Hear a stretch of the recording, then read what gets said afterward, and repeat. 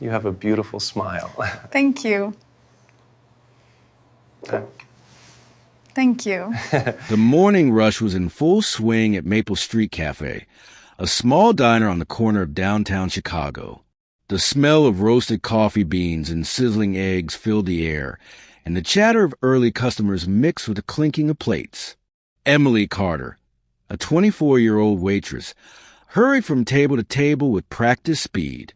Her sneakers squeaked against the floor, her brown hair tied back neatly, though dark circles under her eyes betrayed her exhaustion. Life hadn't been kind lately. Her mother's medical bills still haunted her long after the funeral, and every paycheck vanished before the month's end. But Emily didn't complain.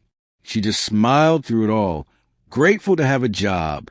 As she refilled a customer's coffee, her eyes caught a figure by the window, a homeless man, hunched over, wrapped in a ragged coat. His gray beard was matted, his hands red from the cold.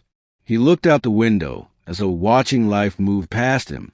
Marla, the head waitress, noticed him too. "Emily," she hissed under her breath, "if he's not ordering, you need to ask him to leave. We're not a shelter." Emily hesitated. "He's just sitting there. Maybe he's cold." "Rules are rules," Marla said curtly, walking away. Emily sighed, then approached the man softly. "Good morning, sir. Would you like something to eat?" He startled, looking up with tired blue eyes.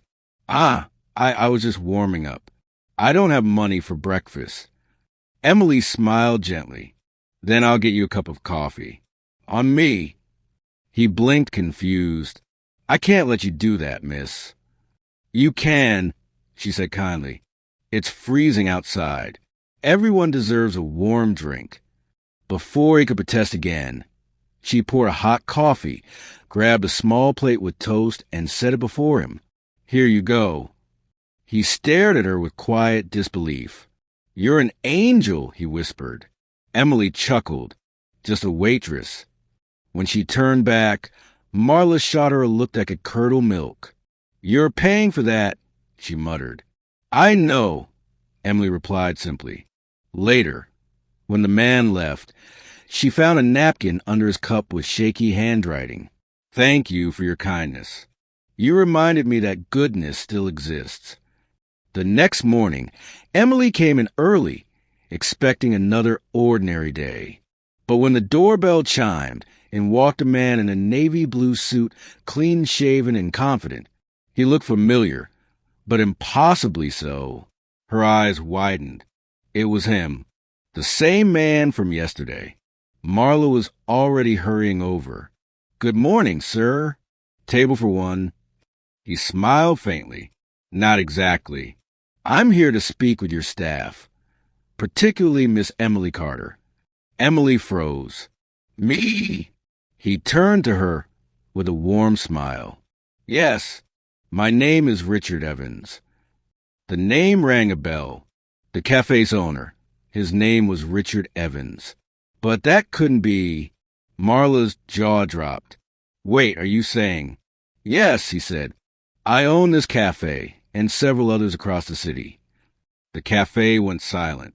Even the cook peeked out from the kitchen. Emily's heart pounded. I don't understand." "Yesterday." He nodded. "Yesterday, I came here as I sometimes do, to see how my staff treat people they believe can offer them nothing."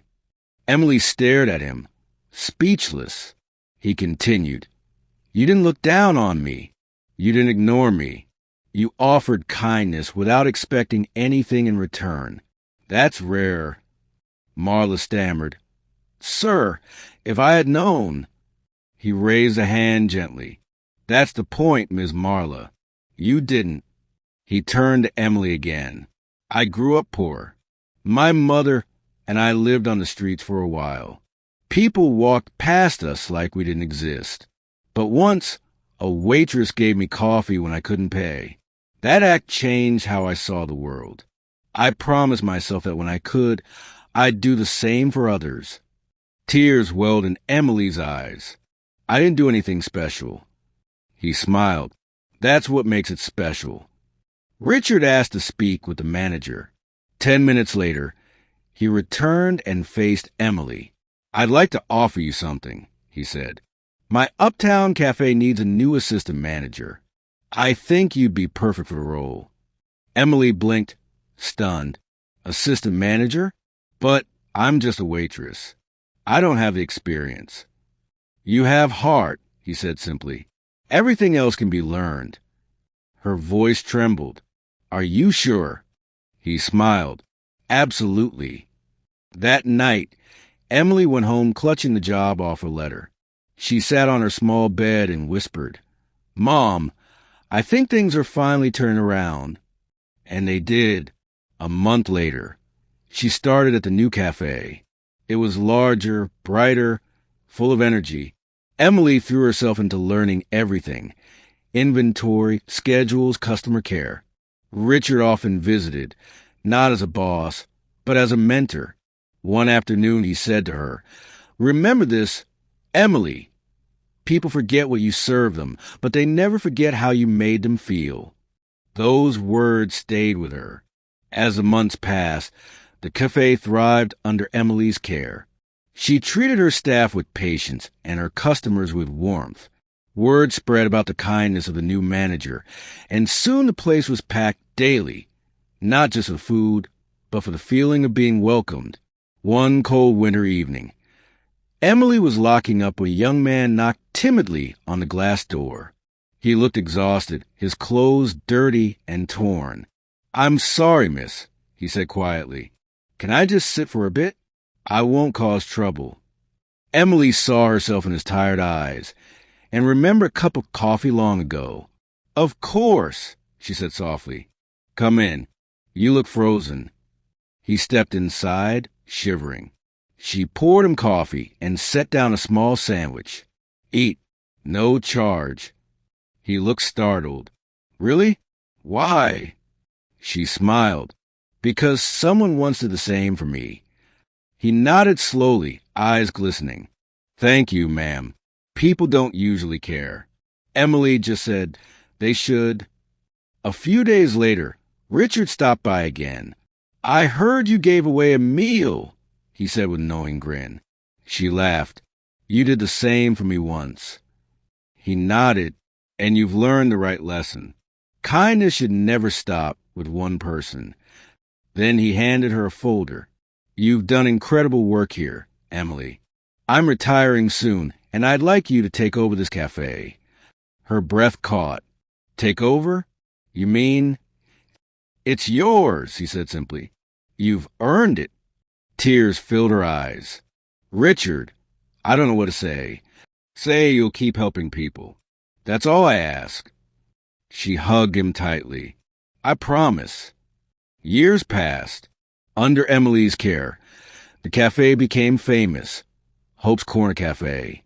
Every morning, a sign at the door read, "Free coffee for anyone who can't afford one." No questions asked. The walls were filled with photos of smiling customers and handwritten notes of gratitude. People said it was the kindest place in Chicago. One rainy evening, Emily, now in her 30s, sat by the window watching the streetlights glow. A waitress named Sophie approached. "Miss Carter, there's a man outside asking if he can sit down. Looks homeless." Emily smiled softly. "Let him in, Sophie, and bring him some coffee. Make it extra hot." Sophie hesitated. "Should I charge him?" Emily shook her head. "No. Sometimes the people who look poorest are the richest in disguise." As Sophie walked away, Emily gazed at the photo of Richard on the wall, the man who had changed her life with a simple test of kindness. She whispered, "Thank you, Richard, for everything." The cafe lights dimmed as the last customers left. A small plaque by the counter gleamed under the soft glow. Kindness costs nothing, but it changes everything. In memory of Richard Evans. Emily smiled, refilled a pot of coffee, and looked out the window where the city lights sparkled.